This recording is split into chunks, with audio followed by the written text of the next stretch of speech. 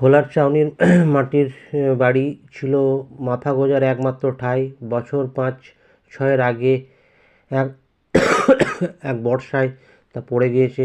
সেই থেকে এলাকার একটি পরিত্যক্ত উপস্বাস্থ্যকেন্দ্রে আশ্রয় নিয়েছেন বৃদ্ধা ও তার ছেলে। আশ্রয় ছিলেন আবাস প্রকল্পে বাড়ি পাবেন, কিন্তু তালিকায় নাম না থাকায় অনিশ্চয়তার মধ্যে দিন কাটছে আরসার করণ্ডী গ্রামের বৃদ্ধা কল্যাণী মুখোপাধ্যায় ও তার ছেলে দুলালের জীবন। স্বাস্থ্যকেন্দ্রের এক চিলতে ঘরে পাতা তক্তাপোষ, চারপাশে ডাঁই করে রাখা হাঁড়ি কড়াই, কাপড় চোপড় সহ সংসারের নানা জিনিসপত্র। ওই ঘরেই রান্না করেন, ঘুপচি জানলা দিয়েই।